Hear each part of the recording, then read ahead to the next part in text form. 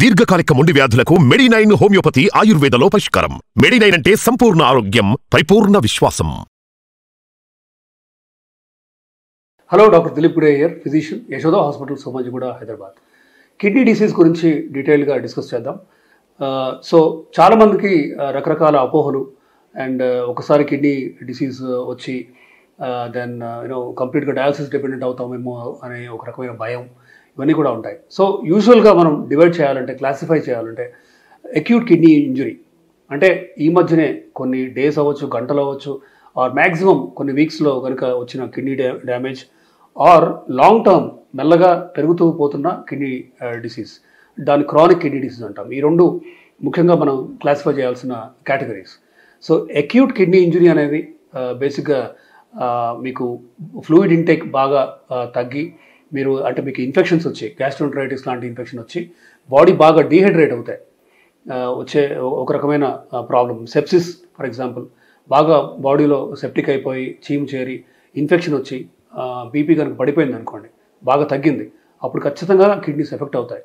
కిడ్నీస్కి సరైన blood supply అందదు. So ఇది acute kidney injury secondary to sepsis. Then stones అవ్వచ్చు, అంటే పోస్ట్ రీనల్ సిండ్రోమ్ అంటాం. అంటే ఇప్పుడు రెండు వైపులా స్టోన్స్ ఉండటం అవ్వచ్చు, బ్లాడర్లో బయటికి వెళ్ళే యూరెత్రాకి మధ్యలో స్ట్రక్చర్ అబ్స్ట్రక్షన్ రావచ్చు, ప్రాస్టేట్ సైజ్ బాగా పెరగటం అవ్వచ్చు, ప్రాస్టేట్ చుట్టూ ఇన్ఫెక్షన్ వచ్చి ఉబ్బి బ్లాడర్ అవుట్లెట్ అబ్స్ట్రక్షన్ సిండ్రోమ్ అంటాం. సో ఇలా ఉన్న వాళ్ళకి కూడా అంటే పోస్ట్ రీనల్ సిండ్రోమ్ అవ్వచ్చు. దెన్ ప్రీ రీనల్లో రకరకాలు, అంటే dehydration of any kind. Suppose accident అయింది, బాగా బ్లడ్ లాస్ అయింది, సపోజ్ 2-3 లీటర్స్ బ్లడ్ పోయినప్పుడు ఖచ్చితంగా బీపీ పడిపోతుంది, కిడ్నీలకి రక్త సరఫరా అందదు.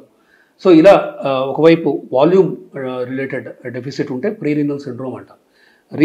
రీనల్కి వస్తే ఇన్ఫెక్షన్స్ అవ్వచ్చు, అంటే కిడ్నీలో ఉన్న డెలికేట్ గ్లోమరులైలో ఇన్ఫెక్షన్ ఉంటే కూడా, దెన్ ట్యూబులర్ డ్యామేజ్ అవ్వచ్చు.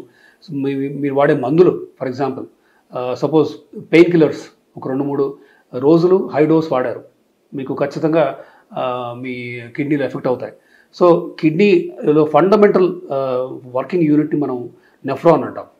గ్లోమరులస్ ఉంటుంది, దెన్ ట్యూబ్ ఉంటుంది, ప్రాక్సిమల్ కన్వలేటెడ్ ట్యూబుల్ అంటాం, దెన్ ఇంటర్స్టీషియం, ఇట్లా రకరకాల ఏరియాస్లో ఇన్ఫెక్షన్ కానీ ఒత్తిడి కానీ లోనవుతుంది కిడ్నీ. సో ఒకవైపు డీహైడ్రేషన్, ప్రీ రీనల్ సిండ్రోమ్, ఇంకోవైపు రీనల్ అంటే ఇన్ఫెక్షన్స్ అవ్వచ్చు, దెన్ చుట్టుపక్కల ఉన్న ఇన్ఫెక్షన్ పైలోనెఫ్రైటిస్ అంటాం, అది అవ్వచ్చు.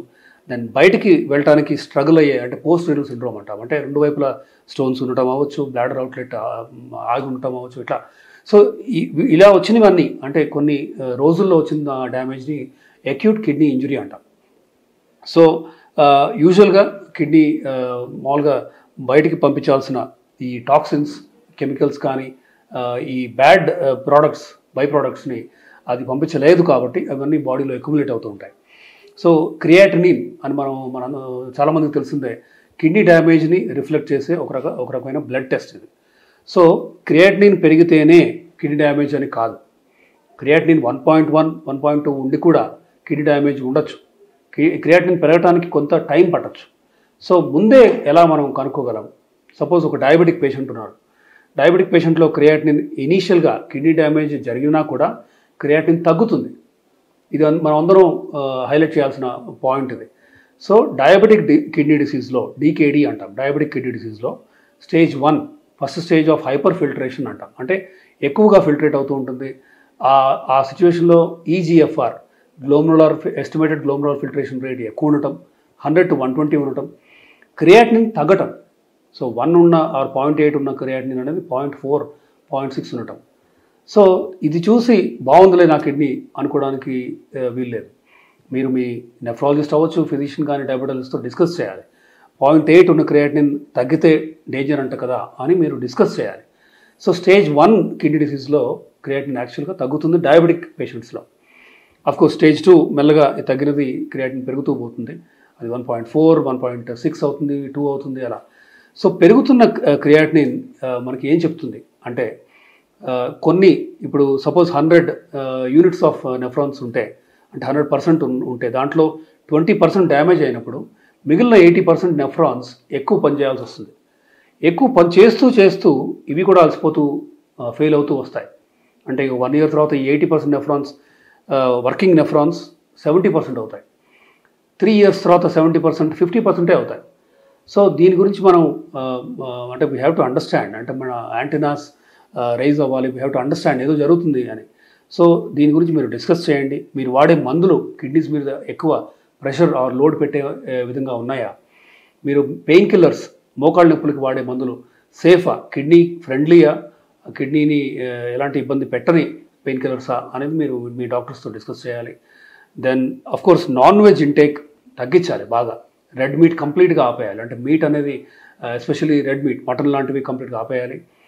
ఫిష్ ఆర్ చికెన్ తీసుకుంటే మోడరేషన్, బాగా తక్కువ క్వాంటిటీలో వారానికి ఒకటి ఆర్ కంప్లీట్గా ఆపేస్తే కూడా మంచిదే.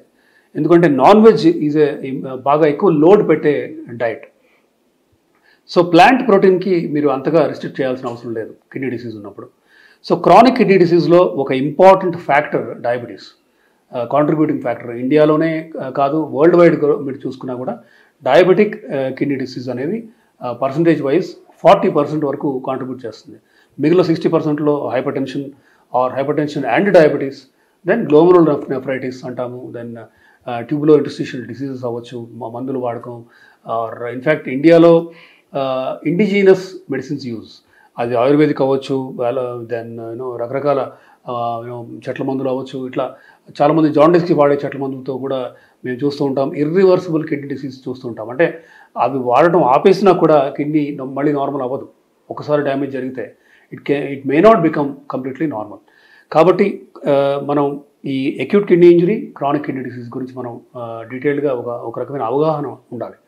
మీకు డయాబెటీస్ ఉండి మీరు వాడే బీపీ మందుల్లో ఒక important class ACE inhibitors or ARBs, అంటే ఎనలాప్రిల్, రామిప్రిల్ అవ్వచ్చు, లేదు టెల్మిసాటన్, లోసాటన్ లాంటి మందులు మీరు డయాబెటీస్ అయితే ఖచ్చితంగా వాడాలి. లేదు మీ క్రియాటినిన్ బాగా పెరిగి ఉంది, 1.8 నుంచి 2 అవుతుంది, అప్పుడు మనం యూజువల్గా ఈ మందులు ఆపుతాం. కానీ నార్మల్ క్రియాటినిన్ ఉన్నప్పుడు ఈ ఏస్ ఇన్హిబిటర్స్ ఆర్ ఏఆర్బీ ఖచ్చితంగా వాడాలి. ఇవి కిడ్నీని రక్షించే బీపీ మందులు. అలాగే షుగర్ కంట్రోల్ చేసే కిడ్నీని రక్షించే షుగర్ కంట్రోల్ చేసే మందులు ఏంటి అంటే, ఒకవైపు SGLT ఇన్హిబిటర్స్ లైక్ ఎంపాగ్లిఫోజన్, క్యానగ్లిఫోజన్, డాపాగ్లిఫోజన్, ఇంకొక వైపు GLP-1 రిసెప్టర్ యాగనిస్ట్ అంటే డ్యూలగ్లూటైడ్, సెమగ్లూటైడ్ లాంటి మందులు, లిరాగ్లూటైడ్ లాంటివి. సో కిడ్నీని రక్షించే షుగర్ మందులు మీరు ఉన్నారా లేదా? మీరు కనుక బీపీ ఉంటే మీరు కిడ్నీని రక్షించే బీపీ మందు వాడుతున్నారా? ఓకే, దెన్ మీ క్రియాటినిన్ పెరుగుతుంది, సపోజ్ 1.3 నుంచి 1.5 అయింది. దానికి ఏంటి కారణం ఏంటి? Or acute on chronic kidney disease అంటాం. అంటే ఒక రకంగా క్రానిక్ కిడ్నీ డిసీజ్ ఆల్రెడీ ఉండి, స్టేజ్ 2 డయాబెటిక్ కిడ్నీ డిసీజ్ ఉండి సడన్గా 1.3 నుంచి 1.8 అయింది, అంటే జంప్ అయింది క్రియాటినిన్ అనేది. సో ఎందుకు అయింది? ఇలా మళ్ళీ స్టోన్స్ ఏమన్నా ఉన్నాయా, దెన్ డిహైడ్రేట్ అయి ఉన్నారా, మీరు వాడే మందులు క్లాస్ మార్చాలా? ఇవన్నీ కూడా మీ నెఫ్రాలజిస్ట్ కానీ, మీ ఫిజిషియన్ కానీ, కార్డియాలజిస్ట్ కానీ, డయాబెటాలజిస్ట్ కానీ మీ మందులన్నింటినీ రివైజ్ చేయాల్సిన అవసరం కూడా ఉంది.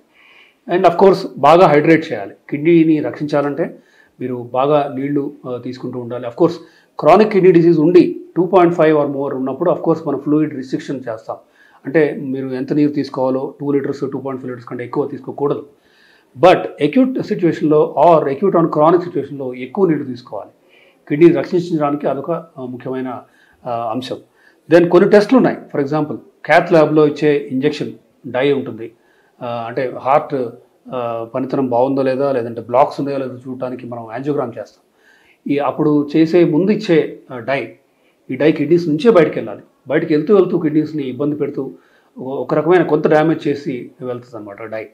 సో దాన్ని అఫ్కోర్స్ మనం మంచి హైడ్రేషన్ ఇచ్చి దాన్ని కొన్ని మందులు అవి ఇస్తే అవి ఖచ్చితంగా 99% మనం నార్మల్ ఫంక్షన్ తీసుకురావచ్చు. కానీ ఆల్రెడీ కిడ్నీ డిసీజ్ ఉండి డ్యామేజ్ అయ్యి 1.8, 1.7 క్రియాటినిన్ ఉన్నప్పుడు ఈ డై ఇవ్వడం అనేది మనం రిస్క్ బెనిఫిట్ చూసుకుంటూ ఇవ్వాల్సి వస్తుంది. సో ఇలా కిడ్నీ డిసీజ్ అనేది, కిడ్నీస్ చాలా డెలికేట్ ఫ్రెజైల్ థింగ్స్. మనం వాటిని జాగ్రత్తగా చూసుకోవాలంటే తగిన రెస్పెక్ట్ ఇవ్వాలి. అంటే మీరు సపోజ్ రెడ్ మీట్, బాగా నాన్ వెజ్ తీసుకోవటం, దెన్ షుగర్ కంట్రోల్ సరిగా లేకపోవడం, బీపీ బాగా ఎక్కువ ఉండటం, ఇలా ఈ ఫ్యాక్టర్స్ అన్నీ ఉండి add dehydration to it, gastroenteritis కానీ ఇవన్నీ జరిగినప్పుడు ఖచ్చితంగా కిడ్నీస్ ఎఫెక్ట్ అవుతాయి.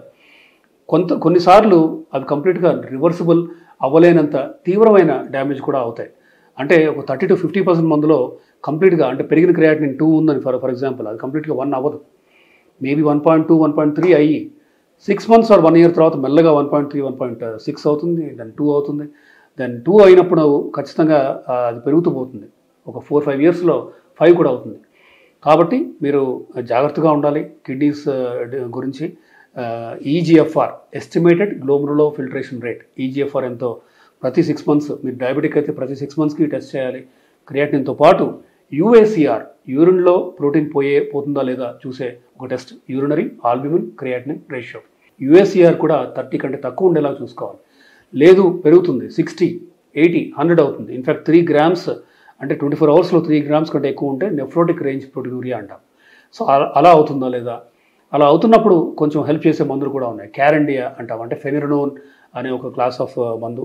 ఇది కిడ్నీని రక్షించే ఒక మందు. దెన్ కోర్స్ ఇవి అందరికీ ఇవ్వలేము. పొటాషియం లెవెల్స్ చూసుకోవాలి. మీరు డయాబెటిక్ కిడ్నీ డిసీజ్లో ఇది డీసీజీ అప్రూవల్ పొందిన కిడ్నీని రక్షించే ఒక మందు. ఇలా రకరకాల ఆస్పెక్ట్స్తో రకరకాల ఫ్యాక్టర్స్ని మనం అడ్రస్ చేస్తూ కిడ్నీస్ని రక్షించే ప్రయత్నం చేయొచ్చు. Thank you.